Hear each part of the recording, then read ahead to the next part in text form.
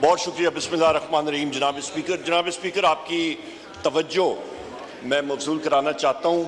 Article 16 constitution का kindly ज़रा आप पढ़ लीजिएगा मेरे साथ, और बाकी मेंबर्स को भी मैं पढ़ाना चाहता हूँ। आर्टिकल 16 जनाब स्पीकर कहता है, every citizen shell have the right to assemble peacefully and without arms, subject to any reasonable restrictions imposed by law in the interest of public order. जनाब स्पीकर, अभी मेरे फाजल दोस्त यहाँ पे जमशेद दस्ती साहब ने बात की। यहाँ पे जनाब स्पीकर परसों चौथ से पंजाब के मुख्तलिफ शहरों में सेक्शन 144 इम्पोज किया जा रहा है, और सेक्शन 144 ये सीआरपीसी आपकी यहाँ पे सेक्रेटेरिएट से मैंने मंगा ली है, और इसका आप ज़रा मुआयना करें और इसको पढ़ें। ये आपके मुख्तलिफ चीज़ें पूरी करनी होती है, कंडीशनैलिटीज़, उसके बाद इम्पोज होता है। यहाँ पे former chief minister, care taker chief minister Punjab, illegal care taker chief minister Punjab मौजूद है, जो कि गैबाना तौर पे इंडिपेंडेंट इलेक्ट होके आ गया। होता नहीं है, पर पता नहीं कैसे हुआ। पर जनाब स्पीकर, मैं आपसे ये अर्ज करता चलूं कि इस वक्त मेरे पास ये मोबाइल फोन्स पे नौशहरा विरका NA81 गुजरांवाला में लेके पूरे पंजाब में इस वक्त पुलिस फोर्स इतनी भारी नफरी में आई है, सिर्फ पीसफुल असेंबली रोकने के लिए।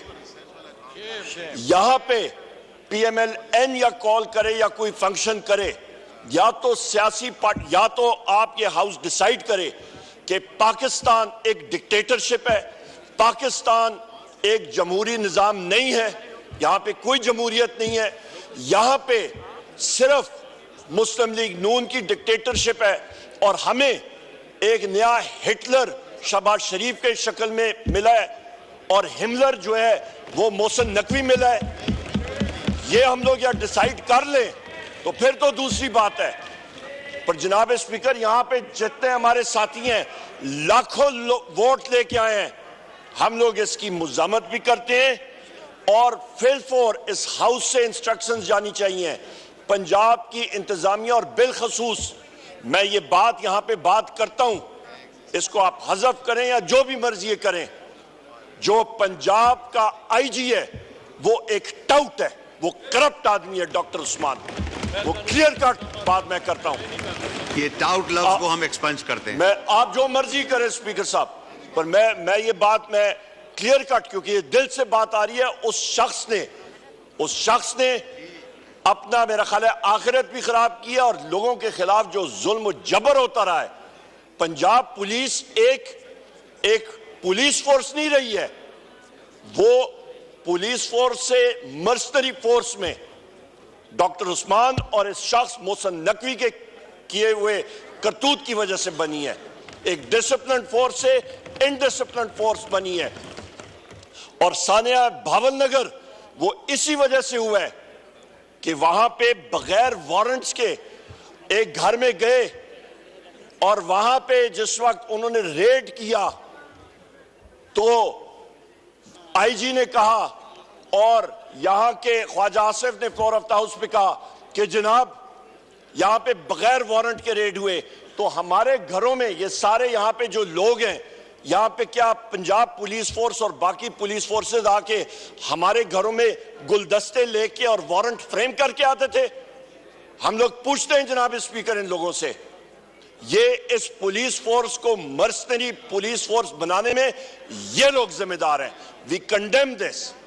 और दूसरी अहम बात जनाब स्पीकर, यहां पे फ्री असेंबली होनी चाहिए, आपकी चेयर से रूलिंग आनी चाहिए, फ्री असेंबली यहां पे आइन का मैं फिर कोट कर लेता हूं। और दूसरी अहम बात, भावल नगर में ये एग्जाम्पल बनती है कि जिस वक्त पुलिस फोर्स किसी घर में बगैर वारंट के जाए और पुलिस गर्दी करे, तो 50-100 आदमी इकट्ठे करके तो उनकी धोबी पटकार या धोबी दुलाव और डड्डू परेड कराएं तो वो सुधर जाते हैं। क्या ये मैसेज उन्होंने दी है? जनाब स्पीकर, उस इंसिडेंट का मैं फिर फ्लोर ऑफ द हाउस पे बात करता हूं, भावल नगर इंसिडेंट का, वहां पे आपकी जुडिशियल इंक्वायरी होनी चाहिए।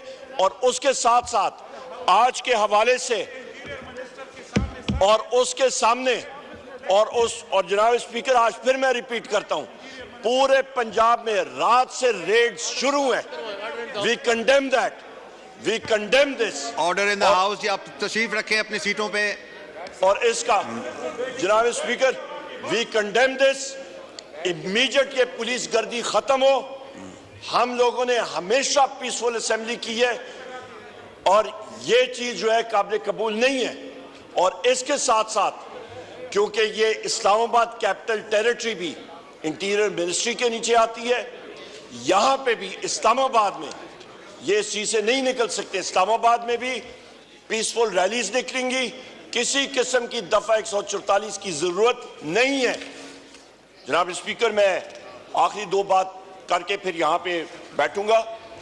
बुशरा बीबी का केस, यहां पे जो उनके साथ जुल्म सितम हो रहा है, एक छोटे से कमरे में अडयाला जेल की अथॉरिटीज ने उनको महसूल करके बंद किया हुआ है। उनको मेडिकल ट्रीटमेंट उनकी मर्जी की नहीं मिल रही। उनके स्कैन्स गवर्नमेंट अस्पताल में उनको मैनिपुलेट करने के चांसेस बहुत ज्यादा थे और जो होते भी रहे। हमारी डिमांड है कि उनको जल्द से जल्द रिहा किया जाए, क्योंकि वो इद्दत केस में कभी प्रोसिक्यूटर इधर भागता है, गवर्नमेंट का वकील कभी इधर भागता है, कभी उधर भागता है। बोगस केस है वो। और जनाब स्पीकर, उनको medical facilities, medical scan private अस्पताल से, शौकत खानम से और शौकत खानम के डॉक्टर से उनको मुहैया की जाए, क्योंकि हमें ये गवर्नमेंट के अस्पताल के डॉक्टर्स और इनके स्कैन्स पे बिल्कुल हमें भरोसा नहीं है, क्योंकि ये मैनिपुलेट होते हैं। जिस तरह के प्लेटलेट्स नीचे से एजेंसीज ने उस वक्त भी मैनिपुलेट किए थे।